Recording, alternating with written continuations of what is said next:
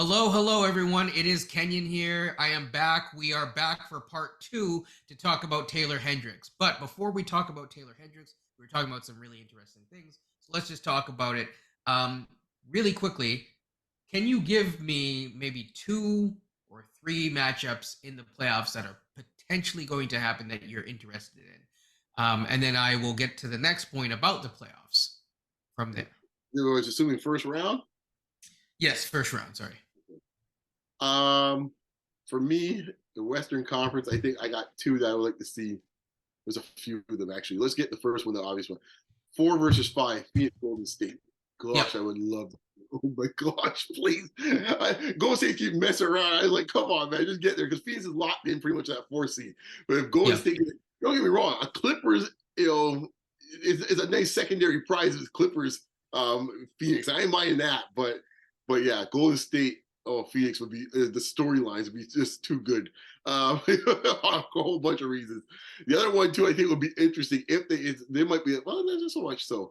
If the Lakers could get in the 8 and they play Jokic in Denver, woo I Yep. am looking for that is the other one off top by those two in the West. In the East, um, I think the East is interesting because I think right now What about Philly and the Knicks? Philly and the Knicks, yeah, Because that's that's a bit of a rematch from a couple years ago. yeah, I would say that is intriguing. I would say probably yeah, for the yeah. I think the Knicks are involved in it. I think Cleveland, New York is also interesting. I think I like, and I think maybe not even sure if that's possible. I'm not sure. Honestly, I don't think Raptors Milwaukee is intriguing me as much as me other folks. I just don't see it. I don't know, but No I think the thanks. 4 or 5. Yeah, I think the New York series would intrigue me actually quite a bit. I think of all Yes. the matchups. I do think from a Raptors perspective, I would say Boston is interesting because it's a bit Yeah. of a matchup regardless of what happens. I think it's a rematch of a couple years ago, and I think you could have a more competitive series with guys looking for a little bit of revenge from that bubble. Yeah, Boston So Toronto would be. Yeah, I would prefer Boston Toronto over Boston Milwaukee. I mean Milwaukee Toronto. So yeah, I just don't know if we're. I mean, who knows? We are just talking just now. 7 seeds still in play, so who it knows? is So still in play, and it is still in play through the play-in as well. yeah, We so with that being said, we're not quite there yet. We still got 6 games to go at the time of this filming, and so it is exciting. People, buckle up, you know, and stay focused and try to enjoy the season, please. So, with that being said, Coach, what about you?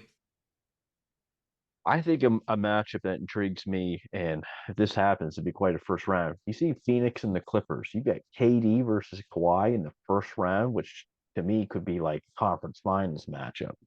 That would be a really intriguing first round. And Yeah. just to kind of see that finals match that we didn't really see when Toronto played Golden State that year. We saw KD for 2 quarters, and that was it. That would definitely be an intriguing first round. I'm going to say a little under the radar first round matchup, and they had the playoff series last year too. Memphis and Minnesota. They if the playoffs start today, that would happen. And Memphis is a big team. So is Minnesota. Minnesota's got Conley running the show now. He's a veteran point guard, knows how to play. You're get another year of Anthony Edwards now. I think Memphis would pull it off, but I think Minnesota would give them a good fight, providing that Gobert can play better defense than he did last year in the playoffs. you're looking forward to hearing Cat yell, "This ain't Minnesota." Here we go. One more time. I love that series. That's Yeah. one of my favorite series in a long time for first round. I was coming home just looking for that series. I can't Yeah. get enough of that series. And don't discredit Jalen. It's Jaden McDaniels for Yeah. Minnesota. He is one of the best on-ball defenders, wing defenders in the league by far. He's almost comparable to like an OG. He's that good. Yeah, I mean I think that there's so much to look forward to for these playoffs in my opinion. I think there's a lot of different storylines. There's a lot of guys being both injured or coming back from injury to see what they have, whether it's LeBron. whether it's the Celtics, whether, I think that this is, I wouldn't say the most, because we're going to keep saying that every year, but I really do think that this is going to be one of the better years in terms of playoffs that I've seen. I have one Oh. more. Yeah, and to that point, I think we were just talking about this before, but the play-in game, I think, really is very interesting, because that whole idea has made this part of the season very, very interesting. I'm not sure if Coach was going to jump in with and made the obvious one we forgot in the Western Conference: Memphis versus Golden State. That could happen. Come on, let's get it Yes. on. Yes. Round 3, man. Yes. Memphis took them out in the play-in game 2 years ago. The last year was the series of Golden State. Let's get the trilogy, man. Let's do it. Very, very true. And in terms of the play-in game itself, I do think that the Pelicans versus Minnesota would also, although Pat Bev is not not there, but that would be fun just to see. So to get into everything else is just a preamble. What's interesting is I've noticed, and Beyond mentioned this right before the podcast, so this is a very, very good point. When you look at the playoffs, we talked about the combine, we talked about other things, but the playoffs seem to dictate a lot in terms of where the league trends towards. So last year and the past couple of years, we've seen wings get drafted very, very high, and it's so high that you see guys like Walker Kessler kind of drift down, or Koloko drift back. And part of it is that you've seen more, in my opinion, positionless basketball, or these big, big, big teams. So where do you see the league going? And then from there, we can talk about Taylor Hendricks. Coach, you want to take this first stab at it first? Well, I think last year was a big indicator of a lot of guys that went early in the draft with, anywhere from 6'7" to 6'9", with 7-foot wingspans. These positional versatility is the name of the game now, at least defensively anyway. God forbid Chris Paul came up in this time, because he might go in the late first round or second round. And we all know, like, he's a terrific basketball player. He's a Hall of Famer. He's one of the best.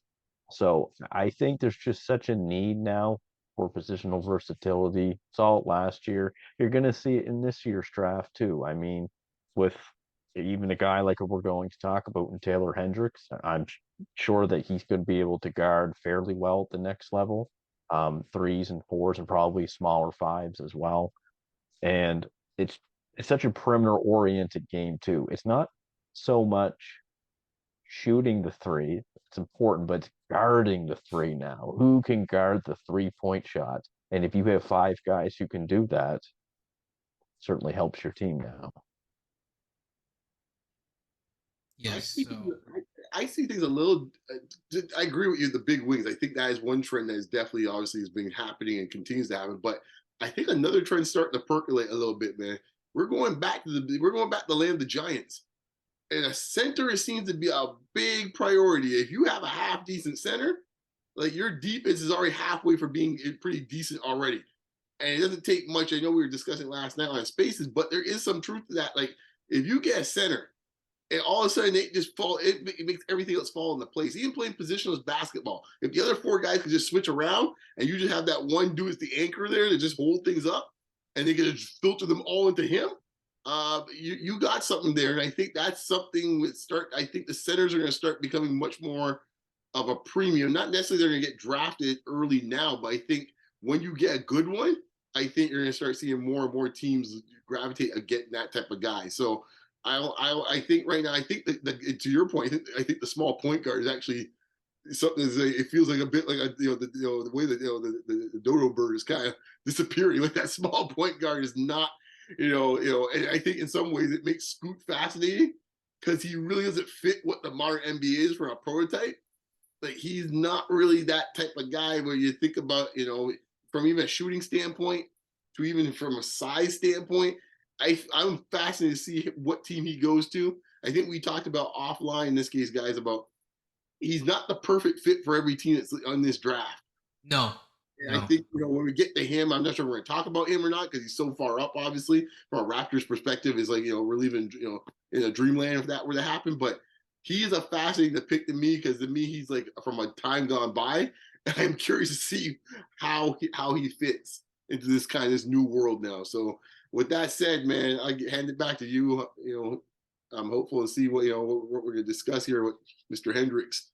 Yeah, I mean, I'll just quickly say that as I do think that as we move up the board, right, as we get into more interesting prospects, there might be some moves that the Raptors can make to move up, or may actually make to move up, and that's where I think, yeah, Scoot might be a possibility. I'm not.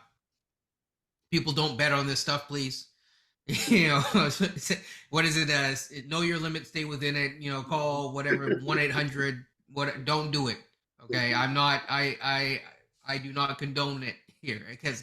For those gambling guys, someone just put a little money on that, right? Yeah, exactly. So, if you're in Vegas, do not bet on this. But yeah, I do think that there are some moves and there are some intriguing prospects. Maybe a guy like, there's a certain Kentucky guard. Maybe there's a certain guy from Villanova. We've had some good, good track records with guys from Villanova on the Raptors, in my opinion, as I remember. So, there are some interesting prospects. But as it comes to Taylor Hendricks, he's interesting for a different reason. And I think the thing is you look at some of these guys, right? And I look at the, maybe previous drafts where a guy like Franz Wagner or Jake LaRavia, where, these guys are more complete, but maybe they have lower quote unquote ceilings. And in my mind, maybe those guys are getting overlooked in the wrong ways, clearly by Franz Wagner, that is the case. And I think that might have been the case with Taylor when I was looking at it. So I will get into his, for this one, I think, Coach, I'll let you do the bio this time, just because, I did the bio last time. I'll let you do the bio, but I believe he's 6'9". I will let you do the rest from there. So freshman, 6'9", 210, little frail, but in this NBA today, he can get away with that. And as he gets older, he'll put on 15, 20 pounds, which I think it's all he would need anyway. Played at University of Central Florida this year. Of all the prospects in this draft, and I've kind of talked to you guys offline a little bit, he is my favorite. And people are going to say, well, Coach, we already have a ton of 6'9" guys. And I understand that. He is the one that's different than the 6'9" guys that we have right now, just based on the videos and stuff that we've seen. Good for 16 points a game, 7 rebounds, 2 blocks, basically 2 blocks. He's got a higher true shooting percentage than every other power forward in his class. Highest effective field goal percentage rating in his class. The highest projected 3-point shooting in his class of power forwards in this draft, not named Victor Wembanyama. Don't have those statistics for him. He's an intriguing prospect. He is my favorite prospect. Last year it was Dalen Terry. I know, Kenyon, you can verify that for me, how high I was on him. Moved up in draft from second round right to the mid-first round. Taylor Hendricks is probably going to go in the top 12. I'll give him 12 in this draft. He's just super talented, big-time athlete. I like him, truthfully. I've seen some comparisons to like a good Jabari Parker. I don't see that from him. I see Jabari Smith. I was about to ask you. That's who I think of when I see him. Yeah. That's who I see from him. And if you can get somewhat of a carbon copy of Jabari Smith Jr. at 10 or 12, you got to do it. Yep. That is very interesting. Okay, Beyond.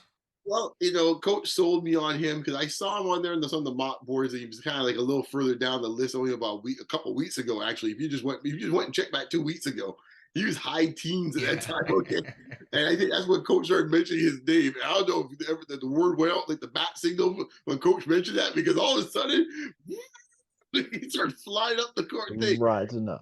Yeah, he's rising up. I think he's starting to stabilize around like 10, 11, 12, maybe 13. Which is good. That's good. I don't want him to rise up any further than that, So, I did see a few last week where he's up to 7 or 8. I think it's kind of come back down a bit, which is It's fine if you're a Raptor fan. I agree so much with Coach. If there's any Vision 6'9" and you still want to be on that Kool-Aid and you still want to be on that narcotic, folks, this is the guy you want to be on it for, man. This is where you want your hit. Okay. Because this man, let's cut the chase. He can shoot. Okay, that's what it comes down to. He can shoot. That's all I need to hear. I always say so. Raptors sometimes keep it simple, guys. For all you Raptor fans, I always say it. Anyone hear me in spaces? Sometimes I just want the Raptors to pick a guy who can get a bucket. That's all. Just get a bucket. Yes. Yes. On the job description for this dude, he's like, it says here, job description, get a bucket. And that's all I want to see. He's very good defensively too. So it's not like he's just he's all scoring and he's got nothing else. He's got a little something on the other side of the court too. So, and the fact is, like, he could play, maybe as he gets bigger, he might play a 4, but even as a 3, he seems like he's got enough ball handling. He could be a 3. You can see him coming off of screens and curls. Like, it's like my mind is just exploding on the possibilities in this case here, playing with the roster we have. So we talked earlier with Nick Smith Jr. No disrespect to Nick Smith, he's gonna be a fine young player, but just for the fit for the Raptors, I didn't like the fit as much. This to me is the opposite end of the spectrum. It like hand in glove in my mind if you're gonna pick a 6'9" player. And yeah, I don't know if he'll be there for us. I think once again, this comes down to the ping pong balls and a lot to do also too with the combines. I have a sneaking suspicion if he can shoot as well as what we see on tape. I don't know if he's going to be around long enough for us because I mean, if you come out of Chicago, I already can envision it already. It'd be something on NBA TV or ESPN, and it's like man. After today's workout in this case, I see a lot of guys in this case around the league saying he's going to shoot up to a top 10 pick. I can hear it now. Exactly. So, exactly. Folks, I don't want to get you too high and don't want you to put it on you too fast. But just give you a taste of it. But who knows? Stranger things happen at the draft. But don't get your hopes up too much because I mean I'm not sure based on his shooting skills if he will be there for us. But we can all dream in this case here. There's always still a couple of dumb GMs still left in the league. You never know. You never know. I think so. One of the things that we talked about is yes, he can definitely shoot. He doesn't have the best ability to dribble, and I think that's where he's going to have to on that skill. I've seen him try to do a little bit too much at times with his dribbling at the top of the arc. And yes, I know you have a little bit more space in the NBA compared to in college just because of where the arc is set. But he has a very long dribble that is very elongated and sometimes gets him into trouble. It's the first thing that I noticed. The next thing that I noticed that sometimes he seems to have trouble with his first step. He knows where to go, so that's very, very big. I think he gets a knock for not having feel, and to me, he has a feel for the game. He knows what to do, where the ball needs to go, but sometimes I saw this one where he was trying to make a post-entry pass. It's like, it's the right pass, but you're not the right dude to make it. So I think that that's something where he's showing enough high IQ that like you can kind of teach those skills or say simplify his game because I think he's shown enough. And to your point, before we got on here, both of you have actually made this point. We have guys on this team that have shown flashes where people are like, oh my goodness, precious, wow, right? And I'm like, yes, okay, but sometimes it's nice if a guy simplifies the game. And I think that Hendricks has shown enough where he, can turn over one shoulder or the other shoulder and just make a simple move and just hit the shot. And he can definitely catch the ball, but also just in general, and yes, please do not look at the assist to turnover ratio. It's I think 1 last time I checked it. So for every assist, he's making a turnover. I think that that's something that you can simplify his game, especially as a rookie, and put him in the right spots and have him be very, very effective off this bench for next year with the upside for something more. If he gets the dribbling, I see why you say Jabari Smith. Yeah. Okay. So let me kind of throw a couple ideas back at you with those 2 points. With the roster that you see here for the Raptors, the opportunities for him to make the plays that you're discussing are probably a lot more less likely in this roster. So that alone, he would be limited in that sense of how much freedom he would have on this team. Now true is Nick Nurse, so you never know. He probably I was going to say Nick Nurse early season. He he'll likes probably to work ISO experiment. scoring by game 3 in this case here. But I mean, like, let's pull back and say, like, if it's a typical rookie that comes in with this type of roster, likely he's gonna be like I believe at the beginning a catch and shoot type of guy. Would you not agree with that? Or I think he could come in right away and be a catch and shoot guy without question. Like he has that skill. Right. I think the other thing he could probably do in this case here, to your point, he could be a post-up guy in this case as well too, on the right matchups, because we always have one 6'9" guy on a guard. That one, so that's guaranteed to happen. So I think if those 2 things on the offensive side alone, and then the third part is him handling the ball. Obviously, one of the problems we have on this team, we got too many guys that want to handle the ball. So in a way, I don't mind a guy in this case that doesn't necessarily need to have the ball in his hands, and if it's actually going to help him in this case, from a standpoint, learning the game at a slower pace from that standpoint, that's fine by me as well, too. I guess one last thing I ask to you, is he starting at a higher level from a dribbling standpoint than OG? That's a tough one because I've been very critical of OG's handle even now. There was just a couple games ago where he made the shot, but he had lost the shot, and Barnes was there to bail him out, and then spoon feed him a shot again. Now, if it was someone else like Siakam, he probably would have said, "No, you're done for the possession." And Barnes is very nice to him. There's no doubt about that. And it ended up being a good possession. Kudos to Barnes, kudos to OG. But there is some times when, yes, OG. That's a good question. I'll leave that one to Coach because I'd have to really think back to, because OG's handle, like the other day I watched his.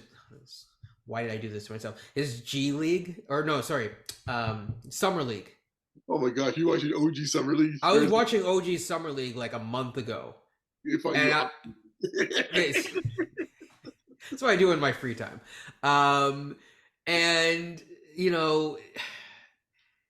It was rough, but I feel like in the Summer League, he wasn't given enough to really show. So you almost have to go back to other things to really see it. I just think OG's an awkward mover in general. So it's one of those things like he's...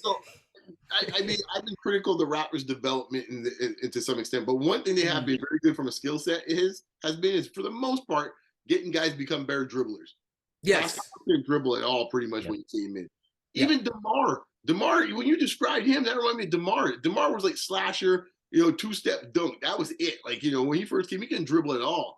I remember the first time when he had worked on the dribble, and he did that it was against Boston, actually. He did a spin and then around the back and then through the legs, brought it up, and then went up. And I was like, he worked on it, Right. Because the first couple seasons, DeRozan, it was like one bounce, pull up. That's it. I you get all the way to the hoop. So I was just saying that where his starting spot is compared to some of the guys that have now considered to be great Raptors, like he might be starting at a higher level than any of the 3 guys I just mentioned. And I don't know. I think the coach probably watch more tape than anyone else. So, like, to me, that's where I just put it out there. Like I think even Scotty, I would even say, like, 100%. I think when you mentioned Siakam too, Siakam wasn't a very good dribbler coming into the league. Same with DeRozan. I think Hendricks is further ahead than definitely Siakam. I can't speak for DeRozan, but I think he's further ahead than Siakam was at that. But I think what Kenyon said as well, the ball handling is the missing piece for him right now, and the Raptors seem to do a fairly good job at developing ball handlers. So I think people are going to say, well, he's another 6'9" guy, but man, if you take away some of the redundancy from this team and add this guy, this is what Vision 6'9", like you had said, Beyond, could look like offensively, because we've seen some pretty, how do I put it, horrid possessions this year with, I guess, how the possession finished with the just open shots just missed. Like you can't be open 3 in the NBA multiple possessions and miss them. You just can't today. I think, and I don't know, and in this case, hopefully you might have again, you might have the actual stats on this. You're the stats guy here, but I'm sure if there's a Raptors, whatever the stat is on folks that hit through missed threes, with a defender 3 feet away from them and further, I think the Raptors have to be number 1 in the league on that many people that miss threes that are that wide open. Yeah, I can't actually. I'm not going to do it now, but I can actually get the stats on that for you at another time, and it would be interesting to look. Yeah, they're not. They're the top 3. I'm sure. I've seen some of the nights. I've seen guys have a chance to look at the commissioner's name on the ball, twirl it, and then shoot it, and it's still a brick. And so it's like I just can't take any more of that, man. It's like, this dude gets off the bench. I guarantee he's probably good for at least 8 points as a bench player right off the bat. Yeah, and we haven't even gotten into his defense yet, but I think to me, he has the upside. I think he's smart. I think he has the length. I through this conversation, I'm already kind of getting interested in him. I think he's not afraid to drive the ball into the hoop, which is something that we've definitely struggled with as well. So when that dribbling gets there, he's someone where he already has a transferable skill to allow him to get there and do something with. He finishes decently from what I've seen, and especially when he keeps it simple, because he does have simple things that he can do, which is nice. Here's the key thing. We've talked about some of the guards, like Nick Smith, and we talked about the free throw percentage. This guy can shoot from the free throw, 79%. Right. So you're essentially an 80% shooter. And right now in the Raptors, that will put him about what, 3rd or 4th in the team? Might even put him 2nd, I think. Yeah, I think it'll only be Fred and I think Gary. And that's about it. Maybe it might be ahead of him. Yes. Right, Probably it. Yeah, because I think Siakam's around the same area. I think Siakam's he's like 75 to 70. He flirts between 75 to like 80, basically. Yeah, right. So he's around that neck of the woods already, just walking through the door. And to your point, from a simplicity standpoint, let's think of him. You got to slot him in here. And I'm not saying this, folks. I know some of you listen to me on Spaces. I'm not the biggest precious fan. But for the sake of this case here for this experiment, let's just say I'm not saying that in this scenario Precious is off the team, but let's say if you say he's a role like Precious. And Precious in this case does about 2 things he's supposed to be doing, which he doesn't do all the time, but 2 things. Attack closeouts, shoot. Yep. I think this young man could probably cover those 2 things pretty easily in this case.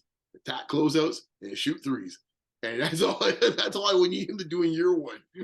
Yeah. He can feed off of that and get 8 to 10 points a night just doing that. And I think the upside's there on the offensive side this is a much more pleasant conversation, not about us, but in terms of about the prospect. In terms of I think even through this conversation, I'm like, I can see these things. And, I just think he did it on high volume. He dunks a lot. He just offensively, he's just very well-rounded outside of yes, the playmaking stuff. But I don't think that you need him to be a playmaker. Although if you drafted him, you still might be looking to shore up that, need in another way. But he offers a lot of other things that we don't have. And there's several skills that we don't have. And, having a 3-point shooting tall person on this team is something that, yes. And when I say 3-point shooting, I mean a legit, someone who can actually shoot the 3, not just because I say Siakam can shoot, but let's be honest, he can shoot well enough. Well, he does, and I think it's always about the margins, right? For the in this case here, Siakam's shooting at 33% right now, right? And and literally for Siakam in this case, all we're asking for Siakam to do is get up to maybe 35. I think he can get up to 34. It's not that he doesn't have to do that much work to get up there. I mean, we're on a side note, I don't want to take it too far thing, but it's amazing how perceptions are. Because I think if you had to ask 2 people, if Jaylen Brown's a much better three-point shooter than Pascal Siakam, people say, we had that discussion. Look at the numbers. He's 1 percentage point higher. That's it. Yeah, I pointed that out the other day to someone. I was like, they're not that far. They're not that far off. But if you ask anyone off the street that's a Hoops fan, they'll be like, oh, Jaylen Brown, him. Yeah, so I don't think Pascal Siakam's 3-point shooting has to be the next coming Larry Bird. It just needs to get like an inch, or like 1% or 2% more, and he shot that in the past. Now, if this guy, I think he shot 36% in the past, 37%, and he's had at least since I've seen other people, out there in Raptors land who have liked to take a month of a guy. Well, guess what? Siakam is someone who has shot 40% around April last year, if I'm not mistaken. Yeah. Mm-hmm. So, like, to me, I don't think it's really that much. It's more of like, if you could bring everyone's, if you raise all the boats up, right? So if you get a guy in this case now, I think he's shooting about like 36, 37%, I think Hendricks, like, right? 39. Yeah. So he's shooting at 39%. So look where you start at, right? So even if he kind of struggles the first year and he's still struggling, a struggling for him might be 36 to 37%. Which would put him. That's still significantly better. In high school, he shot 34%, and then in 1 year, he's gone up 5% to 39%. I don't expect him to shoot 44% in the NBA next year, but if he's shooting high 40%, right? That alone already now gives you space on the floor with a guy like that, and then what it does, it takes a little less pressure on guys that are trying to get to be bums or 3-point shooters. How much they gotta get there. So instead of Scotty having to be a 35% 3-point shooter, now if his Scotty's just like 32% now with a guy like that out there, now all of a sudden it makes a world of difference. And say Siakam gets up a percentage more, and that makes a way big difference. Instead of like Scotty at 30 and Pascal 32, and then you got another guy shooting at 24, 25. I ain't naming no names, but I just say that's where it gets a little tough. And they're 29. Yeah. I mean, There's Let me ask you guys something. Yep. If next year, if we were to draft Hendricks, he's coming in off the bench, clearly. If you went in with a front court next year, Koloko, Hendricks, and let's just put Precious out there, the three of them. What do you think of that? And I say with Precious playing his defense top notch, Hendricks being able to stretch the floor, Koloko being able to protect the rim. Are you okay with that front court, or is there too much redundancy there? No, I don't think there's too much redundancy at all, because I think in a strange way, that type of lineup actually puts Precious in probably the most natural position he should be in, which is a power forward. Because it's strange. It's strange how this has worked in Precious' career in the Raptors world. He's either been playing center or he's playing small forward. When really probably the place that you think about where he's probably best suited is probably power forward, and we barely play him in that position in this case here when he's on a lineup. So like if that was the backup and say the three of them with whoever they play with, I mean, if he's actually able to play a power forward position, now who knows? Depending who's out there with him. But if he's playing with Scotty, he probably is playing power forward in theory. Play with Pascal could be a dicier proposition. Play with OG, he's definitely playing power forward in this case, probably in that lineup. So I think personally, I wouldn't have him playing too much with Pascal.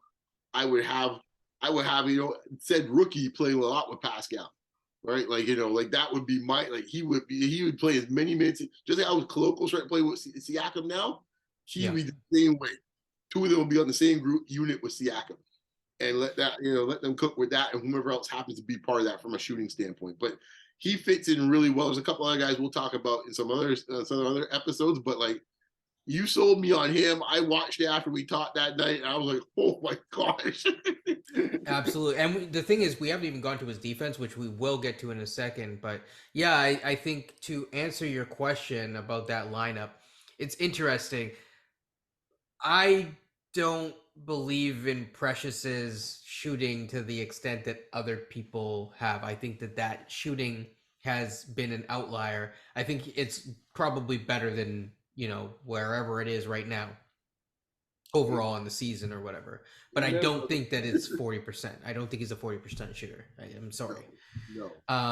But I think that you're right. Really quickly, some people have said Taylor Taylor Hendricks is a wing, and then they've corrected themselves and said actually he is a forward. Now, I just putting that out there. You can be both a small forward and a power forward. Can he play the power forward spot, even though sometimes that's seen as a wing spot? Based on his size right now, no.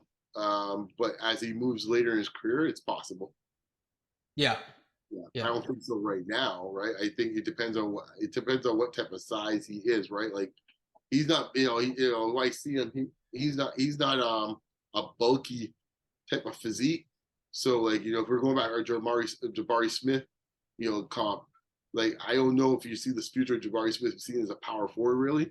Now there's some guys I don't know what he is. A small forward 2 type of thing. He's really Durant in that sense, right? Like Durant, we wouldn't really play Durant at power forward. In a pinch in the right lineup, you might do it, but like you wouldn't want to do it. But in that sense, he's like, I'm not saying he's Durant in the sense of like skill set, but physique wise, yeah, like that's where I see him, like that long, lanky type of 3.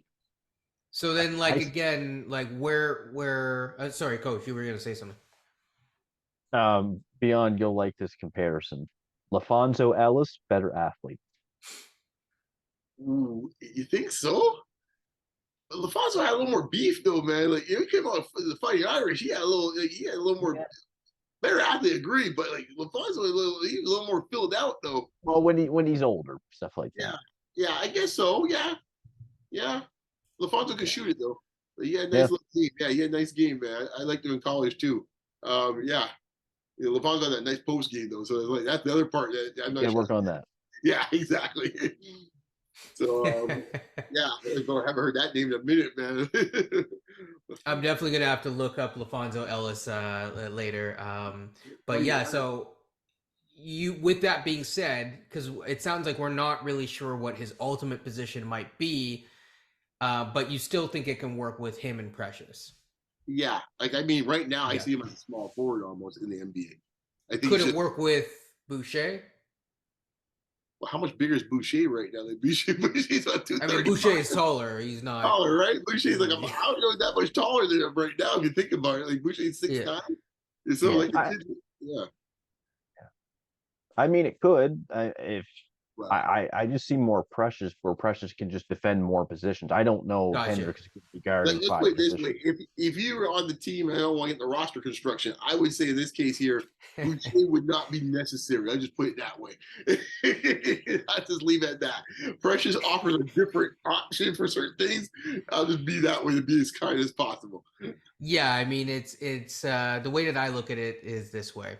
I do think that there is a redundancy problem, and I think that the Raptors, wherever the audience stands, I do think that they will eventually have to decide between one of those 3, Precious, Boucher, and possibly Thad. Although I think that Thad's interesting because him being a non-guaranteed contract, he might actually have some value. He might actually have some value. But I don't think Thad is long for this team next year. Let's put it that way. No. I don't think I worry about that in the discussion. I like that, by the way. So I'm just gonna put that. I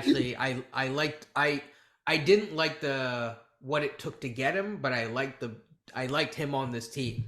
Right. I think we needed another elder statesman, as he put it, on this team for at least a little bit of time. But I think I literally tweeted out when that news came out about that next year. I said, I think made it kind of a slight of a joke. I said, making room for the first round pick next year. I think I said something like that. Yeah, I mean, right now he's better off.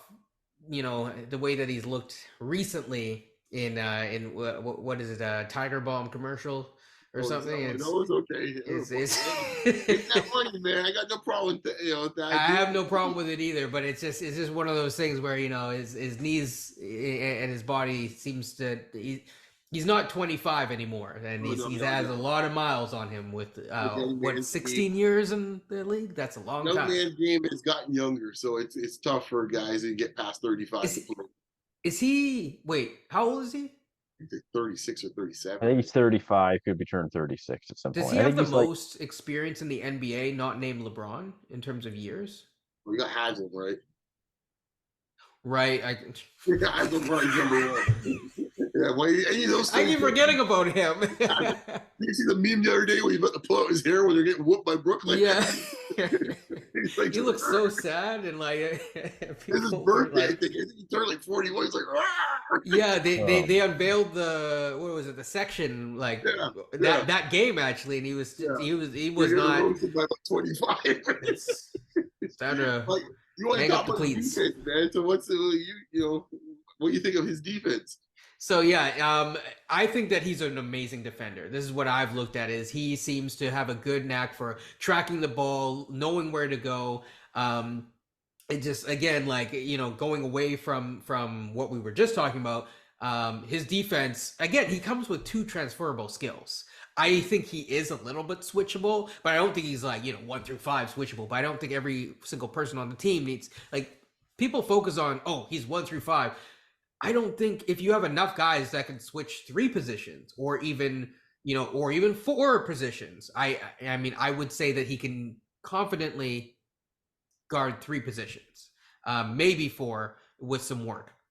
Right. I think that's enough. I think you have enough switchable guys. Maybe we don't need to double as much, and we maybe focus on switching a little bit more. Exactly, but these big switching threes that if you want to call them threes, that can shoot threes.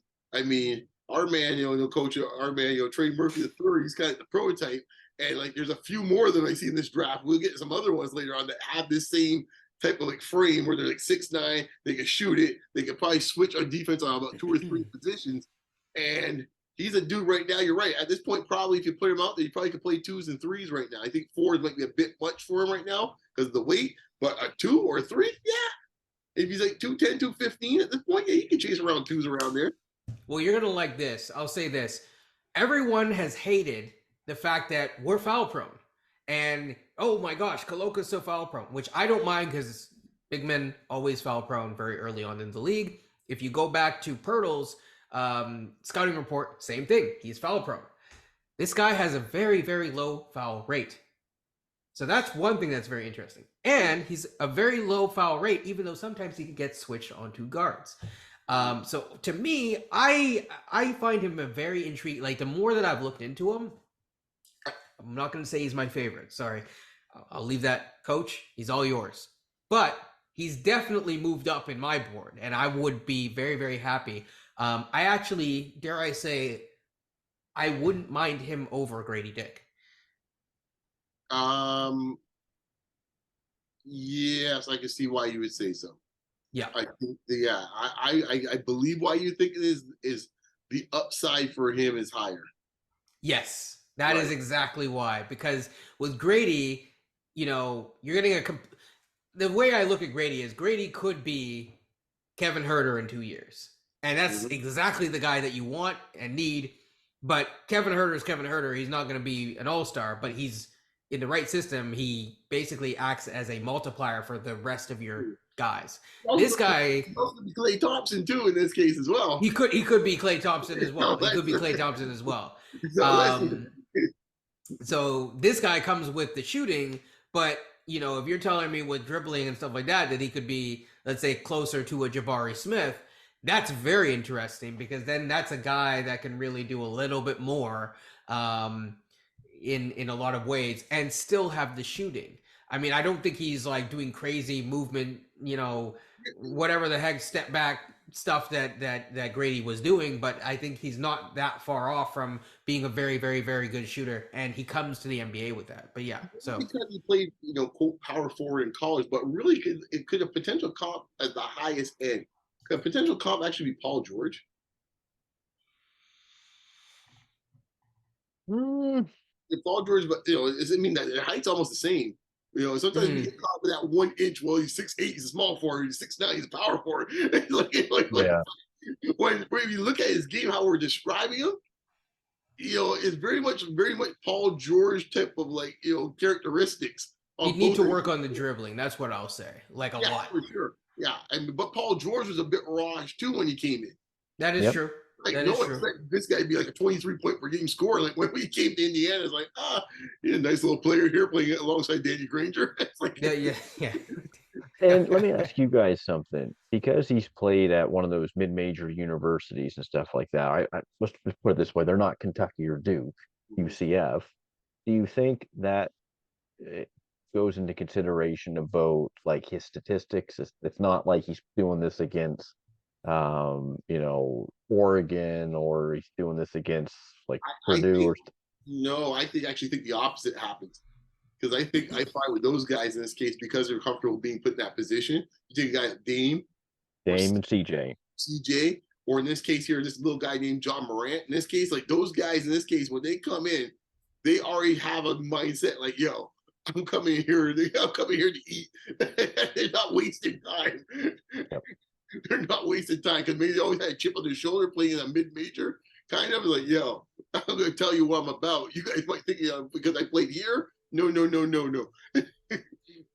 I mean, Yep. if we dig into his advanced numbers a little bit more, effective field goal percentage is second in the ACC, blocks per game number 1 in the ACC, rebounds 8th, offensive rebounds 9th. Like, he's doing a lot of things. But here's the key thing: he is doing this all while also having a lower usage rate. It's not like Bryce Sensabaugh where has like, you need the guy to be Luka, but Sensabaugh is interesting because he is an interesting prospect because he's an interesting prospect because he's doing it. He's like efficient yet with like all the usage. But I do think he needs to slim down. With Hendricks, it's interesting because he's doing this, but he doesn't need to have the ball in his hands to be as effective. So that's my thing. I like him the most on offense. Yes. Yeah, his usage rate is lower than Jarace Walker. Yes. Yeah. Which is something considering how much the offensive numbers are. Interesting. Yep. So it's and we look at the two dudes that we looked at last time, Coach and I, and their defensive what is the defensive rating, and compare it to this guy. Completely different story. Both of those guys, it was Bryce and Grady. Grady had solid numbers on the defensive end, but if I remember, both of them, the defensive, now it could be roster construction for that team, they were in I think the hundreds. This guy is like, what is it, 92 or something I saw? Let me just look at it very quickly. I had it up just a second ago, but so the defensive rating is 97, which is pretty impressive. So it is college. Just gonna say that. But you got to pick somewhere, right? Like I mean, college is still kind of like as far as like training ground, it's probably still the best place where you get the data you want from a large enough sample size. I mean, right now we discussed the other day what to make, and we'll get these guys, the guys out the elite and G League, like what's the make of the numbers you see there? Like, I don't know what to make of them. Like when you see these numbers, exactly. We need to wait. Even the Australian league, like I mean, you've had a couple guys come out where it's like, okay, like Josh Giddey, but at the same time you have guys where it's like, oh, Kai Soto, or people were like, oh, we got to get some, and I was like, I don't know about that. Shouts to Kai Soto, by the way. It's I always think the biggest thing for me, and this is why I like the G League Ignite, is because you at least get to see them with bigger adults. Is Summer League is the first test for a lot of these guys, and you get to Summer League and you see, like, I remember Barnes compared to Cade. I was like, I thought Cade was 6'8".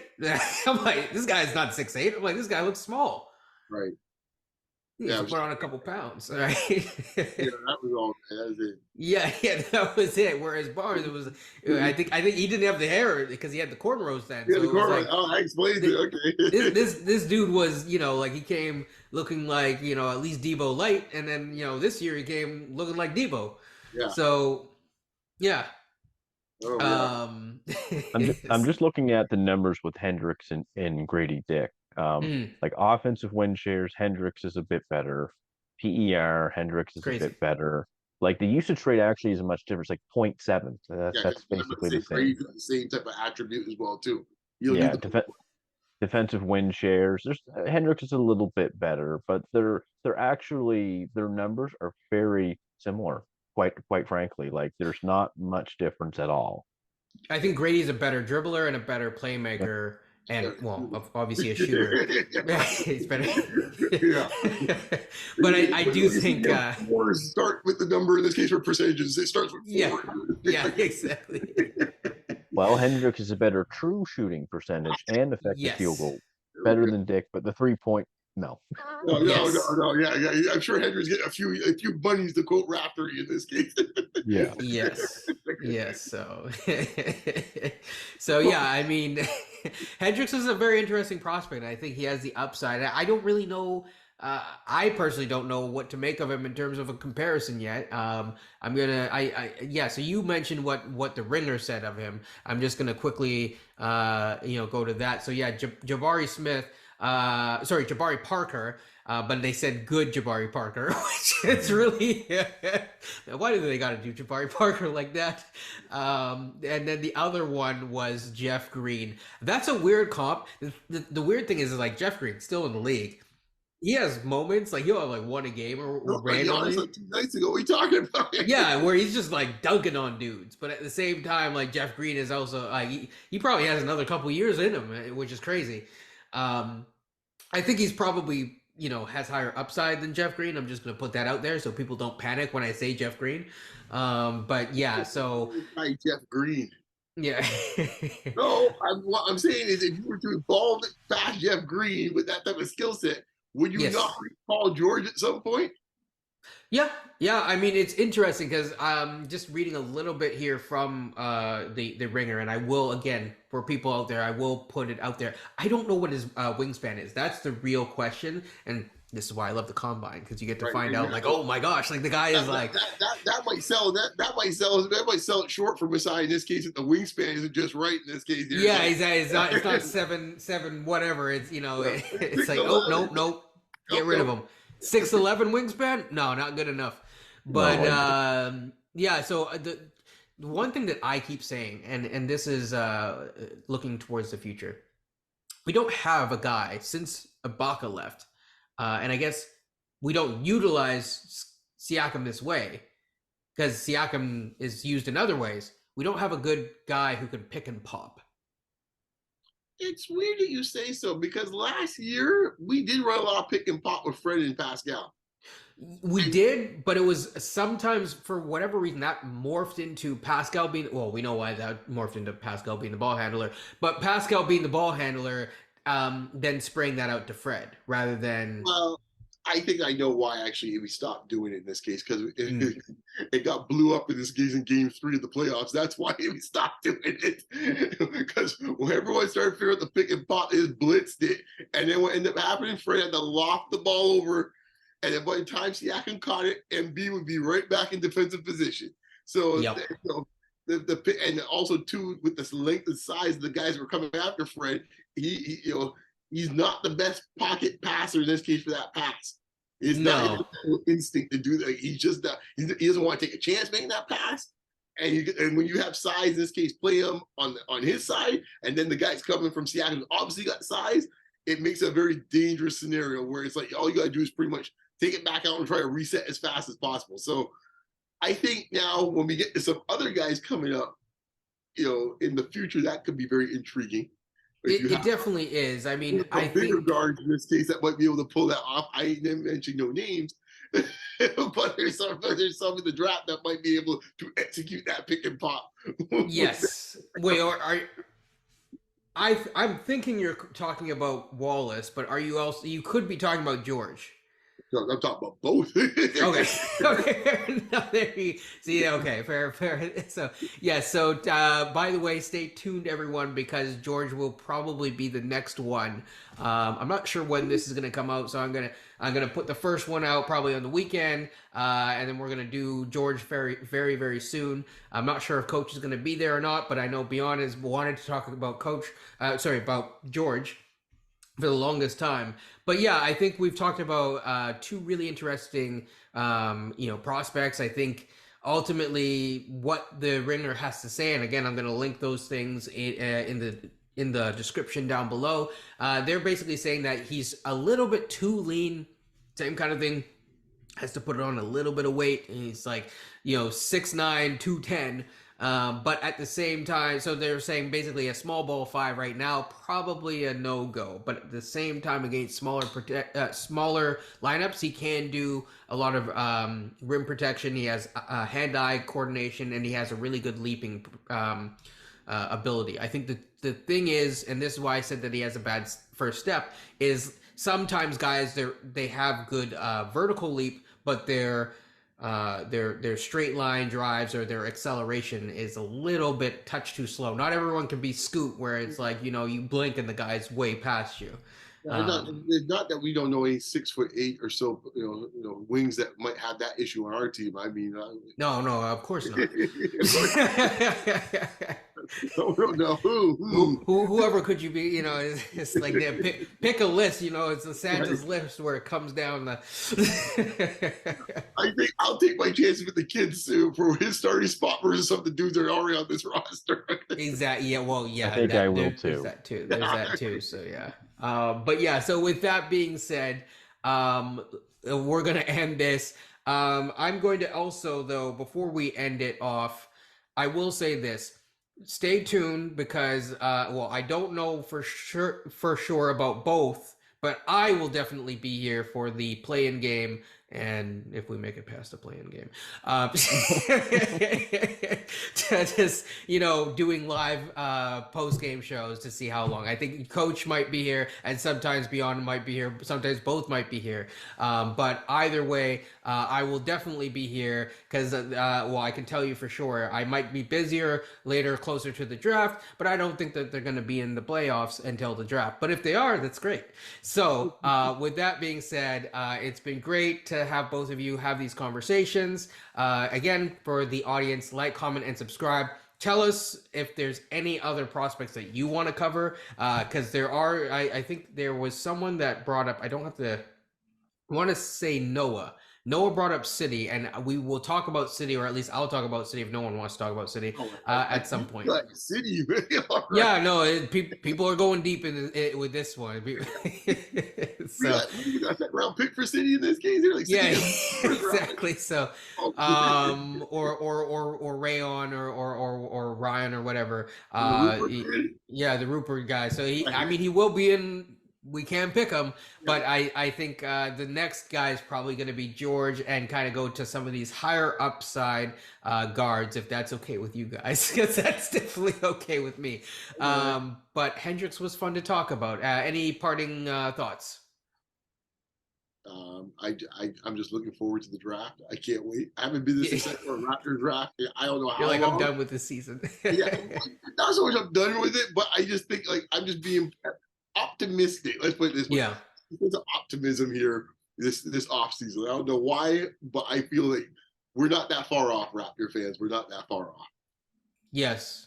Coach? I agree. I'm very excited about this draft too. I mean, I was excited last year, as you know, Kenyon, for when we did our draft stuff. But when you have a pick that's potentially in the top 15 in this draft, I hope we get 2 picks, because since we don't have one next year, if we got 2 this year, I think that would be the time to do it if you're going to do it. Yep.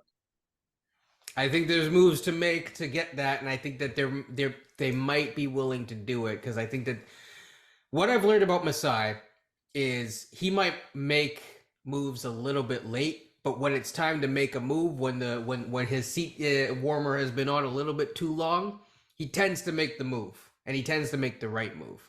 So I am excited for this draft because I really do think that he will make the right move or moves to make, and that might be a core player. It may not be a core player, but I think you'll probably see a completely different bench next year. I'll tell you that. So, yeah, we remain hopeful. And with that, take care, everyone. And it's been good. Later.